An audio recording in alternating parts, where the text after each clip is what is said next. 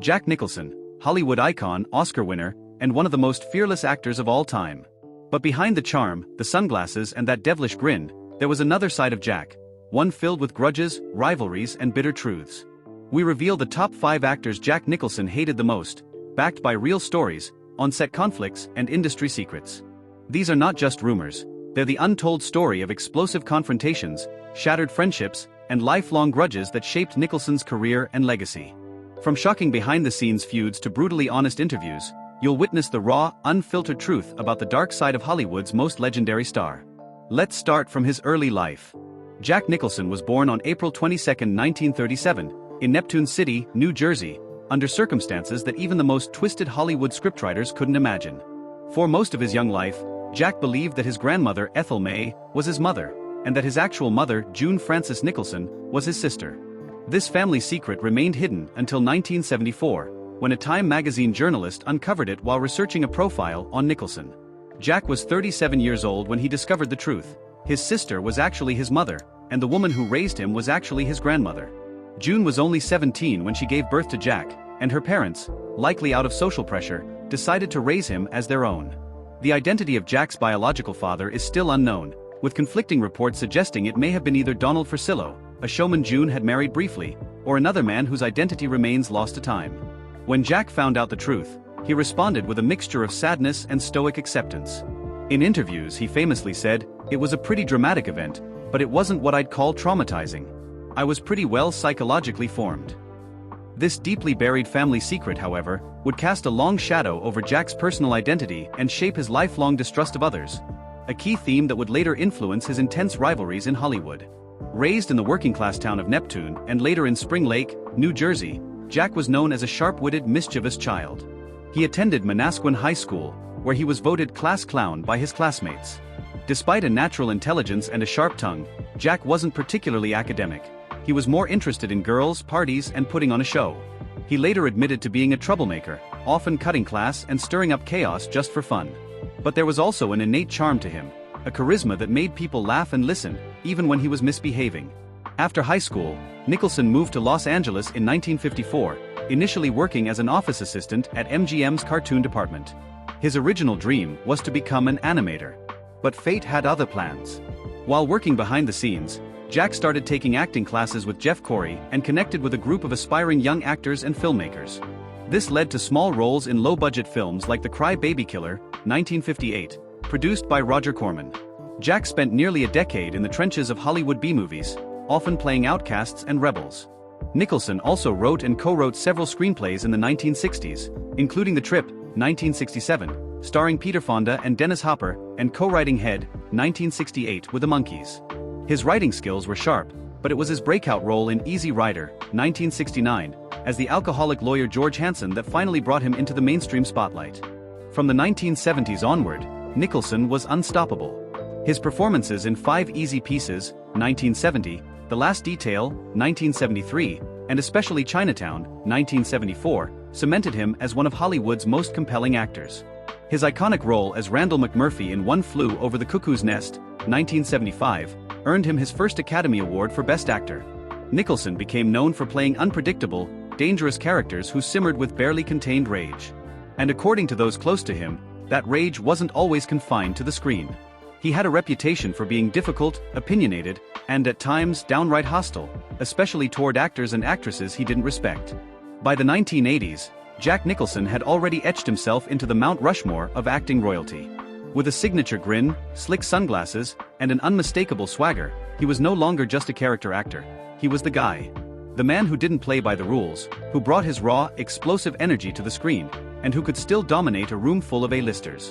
In 1980, Nicholson stunned audiences once again with his unforgettable role as Jack Torrance in The Shining, directed by Stanley Kubrick.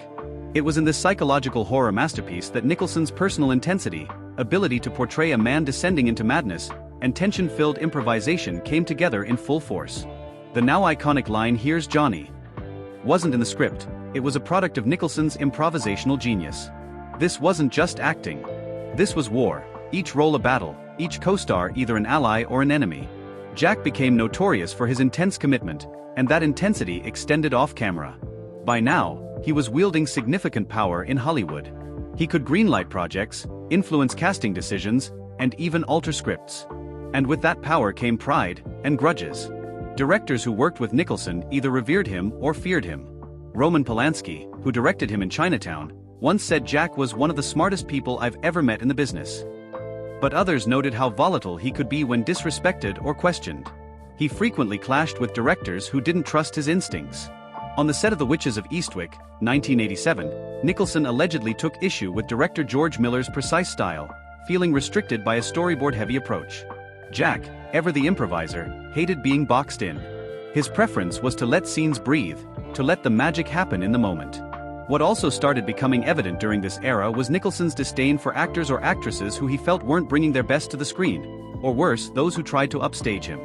Nicholson was, by many accounts, extremely loyal to his close circle: Marlon Brando, Warren Beatty, Harry Dean Stanton, and a few select others.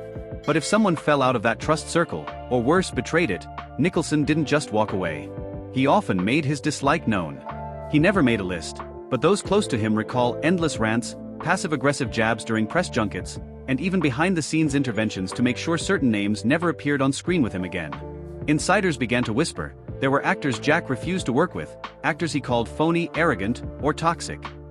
He wasn't afraid of confrontation, and didn't care if people thought he was difficult. To Jack, it wasn't about ego, it was about truth in acting.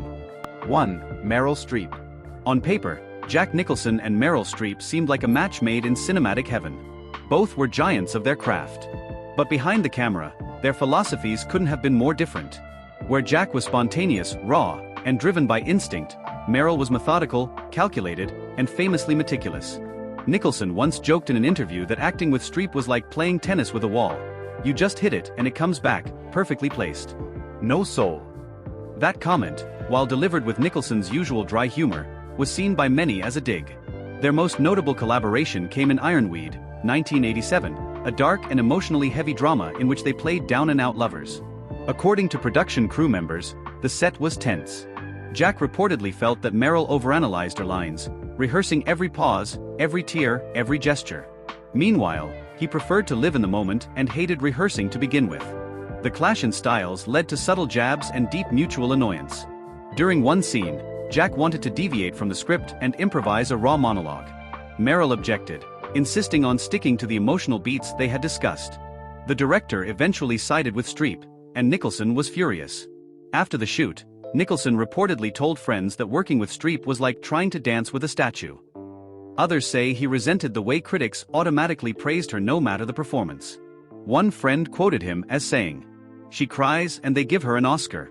I burn down a house on screen, and they say I'm too much." Their relationship never recovered. Meryl never worked with Jack again, and Jack, who had previously praised her talent, stopped mentioning her in public interviews altogether. Whether it was ego, method, or a genuine clash of values, Nicholson made it clear to those around him, he never wanted to work with her again. 2. Tom Cruise. It was 1992. A Few Good Men hit theaters like a gavel striking a courtroom bench. With a script by Aaron Sorkin, direction by Rob Reiner, and an all-star cast that included Tom Cruise, Demi Moore, Kevin Bacon, and Jack Nicholson, it seemed destined for greatness. And it was, at least, on screen. But off-screen, the chemistry between the film's two titans, Cruise and Nicholson, was anything but harmonious. From day one, Jack Nicholson viewed Tom Cruise with a healthy dose of skepticism. Cruise, then in his early 30s, was already a rising box office juggernaut, with Top Gun, Rain Man, and Born on the 4th of July under his belt. But Jack, at 55, was a Hollywood elder statesman, deeply respected and feared in equal measure. He'd earned his place. Cruise, however, was intense, energetic, and confident, perhaps too confident for Nicholson's taste. Nicholson believed in the unpredictability of the moment. He often called Cruise a machine, according to crew members. He hits his marks, says his lines, smiles, and runs back to his trailer. That's not art, that's accounting. Nicholson disliked Cruise's controlling nature on set. Cruise was heavily involved in script decisions, blocking, and even lighting concerns. Jack found it all artificial. And it only got worse when A Few Good Men reached its climax, that unforgettable courtroom showdown where Cruise screams, "I want the truth." And Nicholson hammers back, "You can't handle the truth." While Cruise was the film's lead, Jack's few explosive minutes stole the movie. Audiences and critics agreed. Nicholson was nominated for an Oscar. Cruise wasn't. That didn't sit well with Tom, according to insiders. During press interviews, Cruise repeatedly emphasized that the story was about Coffey's journey, his own character, downplaying Nicholson's pivotal role. Privately, Jack fumed. He thinks he's got charisma. What he's got is teeth. Nicholson reportedly told a journalist off the record. Though it was never confirmed, many in Hollywood believe that Nicholson also bristled at Cruise's deepening ties to Scientology.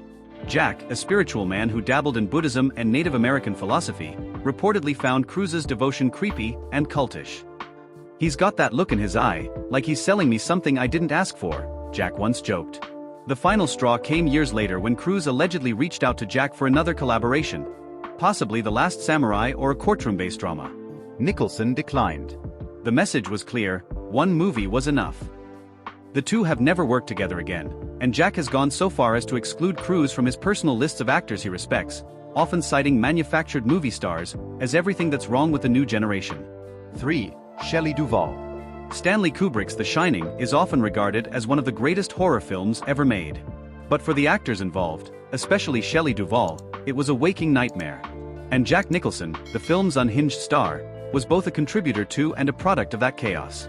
When Duvall was cast as Wendy Torrance, she was coming off a streak of Robert Altman films that highlighted her quirky, fragile charm. Nicholson, however, was skeptical from the beginning. He thought Shelley lacked the emotional gravity needed to match his performance. According to Kubrick biographer John Baxter, Jack privately referred to her as a soap dish actress in a Shakespeare play. That was the tone set from day one. While most Hollywood conflicts occur between actors, in this case, Duvall found herself pitted against two creative titans, Jack Nicholson and Stanley Kubrick, who in their obsessive quest for cinematic perfection, pushed her to her psychological limits. Kubrick was notorious for emotional manipulation. He encouraged Jack to treat Shelley coldly, both on and off camera, to fuel her real-life distress. The results were horrifying. Shelley's hair began falling out, she cried for hours on set, and she reportedly kept a water bottle next to her at all times due to constant dehydration from stress. And Jack? He didn't stop it. In fact, he joined in. Crew members reported that Jack ignored Shelley between takes, laughed at her stumbles during rehearsals, and occasionally mocked her behind her back. One assistant cameraman stated in a retrospective, "Jack treated her like she didn't belong in the room. It wasn't violent, it was worse. It was dismissive." Perhaps the most infamous moment in the film's torturous production is the bat scene, where Wendy, sobbing and terrified, swings a bat at Jack's character. That one scene reportedly took 127 takes. Shelley's eyes are bloodshot. Her hands are shaking. Her voice is cracking. It was real. And Nicholson? He gave no support. He resented the time it took, resented the lack of spontaneity, and reportedly resented having to wait for her to catch up emotionally. Off camera, he was overheard saying, "We'd finish this in one shot if she could just act." When asked years later about the experience, Duvall described it as almost unbearable. Nicholson, on the other hand, remained largely unapologetic. He praised Kubrick's methods but never once defended Shelley publicly. When pressed in a 1989 interview about Duvall's suffering, Jack shrugged and said, "It was a tough shoot. It's a tough business." Many saw this as heartless. Others saw it as Jack's way of keeping himself emotionally distant from those he didn't respect. Regardless, the damage was done. The axe-wielding scene, the one where Jack shouts "Here's Johnny," became iconic. It defined his career. Shelley's performance, on the other hand, was mocked by critics at the time and only earned appreciation decades later. After the film, Jack and Shelley never worked together again. Shelley vanished from mainstream cinema, suffering a long and painful decline in both health and career. When she reappeared in the 2010s for an emotional interview, recounting the psychological torment of The Shining, many revisited Jack's role in that abuse. While Kubrick gets most of the blame, it's clear that Nicholson's cold indifference, lack of empathy and professional disdain for Shelley contributed deeply to the trauma. He saw her not as a co-star, but as a liability. Years later, when asked about actors he disliked working with, Nicholson didn't name names. But one industry friend said, "If you ever want to get Jack angry, ask him if Shelley Duvall deserved an Oscar." 4. Val Kilmer. In 1995, Batman Forever was released to high commercial success, ushering in a new era for the franchise after Tim Burton and Michael Keaton stepped aside. Joel Schumacher took the director's chair. Val Kilmer donned the cape and cowl. Jim Carrey, Tommy Lee Jones, and Nicole Kidman filled out a flamboyant cast. But amid all the chaos and color, One man watched the whole circus from afar with crossed arms and quiet fury: Jack Nicholson. Because Kilmer was now Batman. And Jack Nicholson, who had immortalized the role of the Joker in Burton's Batman, 1989, believed that the entire reboot was a disgrace. But more specifically, he had a deeply personal grudge against Val Kilmer himself.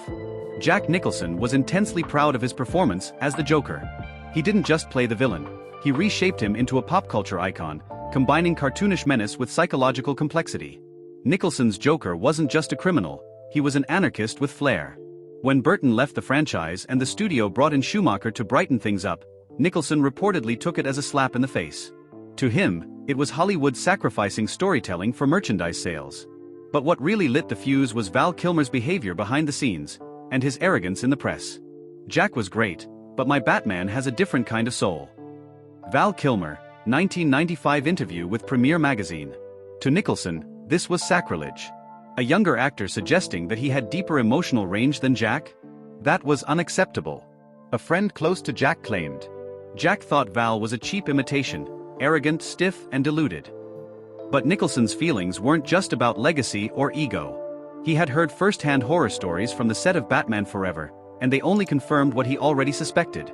By all accounts, Val Kilmer was difficult, and that's putting it lightly. Director Joel Schumacher later went on record calling Kilmer childish and impossible, recounting how the actor refused to speak to him for weeks.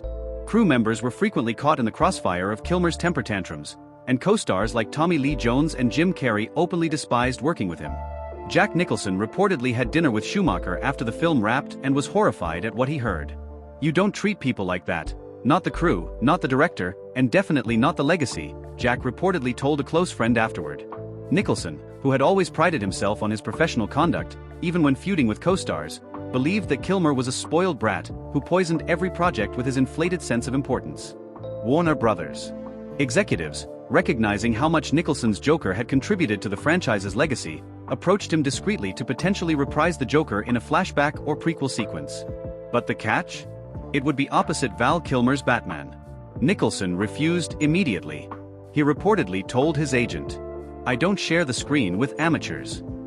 That was the final nail in the coffin. Nicholson became openly dismissive of Kilmer in interviews, without ever naming him. He would refer to young actors who think they're gods or guys who believe wearing a cape makes them Shakespeare. Industry insiders knew exactly who he meant. Unlike some of his other industry feuds, Jack never softened his stance on Kilmer.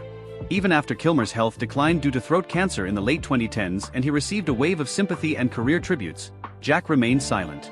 No statements. No kind words. No phone calls. Nicholson believed that respect had to be earned, and in his view, Kilmer had burned every bridge before ever crossing it. 5. Tommy Lee Jones. When two of Hollywood's biggest egos collided, it wasn't on a blockbuster film or in a glitzy award show feud. It happened on the set of the 2001 crime drama The Pledge, directed by Sean Penn. Jack Nicholson played the lead, but Tommy Lee Jones was brought in for a key supporting role. What should have been a quiet character drama instead became a behind-the-scenes battleground between two towering personalities who absolutely could not stand one another. Even before filming began, Jack Nicholson was reportedly against casting Tommy Lee Jones.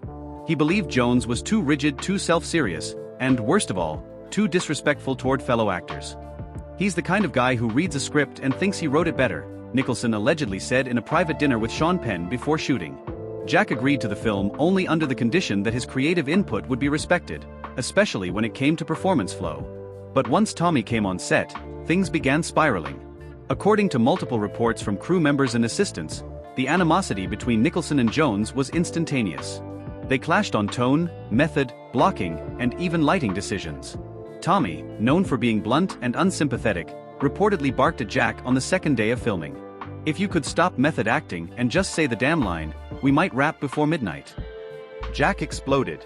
He reportedly threw his script across the set and stormed off, demanding to speak with Sean Penn privately. The studio had to step in the next day and calm the waters, offering extra pay to keep Jones on for his scenes and begging Jack not to walk away from the project. Nicholson's behind-the-scenes comment to Penn became legendary. "That man has the warmth of a vulture and the timing of a root canal." The hatred between them wasn't just about clashing egos, it was philosophical. Jack Nicholson thrived on spontaneity, emotional truth, and creative freedom. Tommy Lee Jones, on the other hand, was all about discipline, precision, and military-like professionalism. Nicholson would often improvise lines or stretch a scene. Jones hated that. He wanted things shot by the book. He once stopped a scene midway and said, "Tell Jack this isn't One Flew Over the Cuckoo's Nest, we're on a schedule here." The tension grew so palpable that scenes between the two actors had to be shot separately, using doubles and clever editing to make it appear as if they were interacting. Even during the premiere of The Pledge, the two men refused to be photographed together. Nicholson, usually quick-witted and charismatic in interviews, went unusually cold when asked about Jones in later years. He rarely mentioned him, but when he did, it wasn't flattering. On Inside the Actor's Studio, when asked who was the most difficult actor he ever worked with, Jack paused, smirked and said, "Let's just say he had a way of sucking the air out of every room, every line too." When Tommy Lee Jones later starred in high-profile films like No Country for Old Men and Lincoln, Jack was notably silent. No congratulations, no praise, no comment.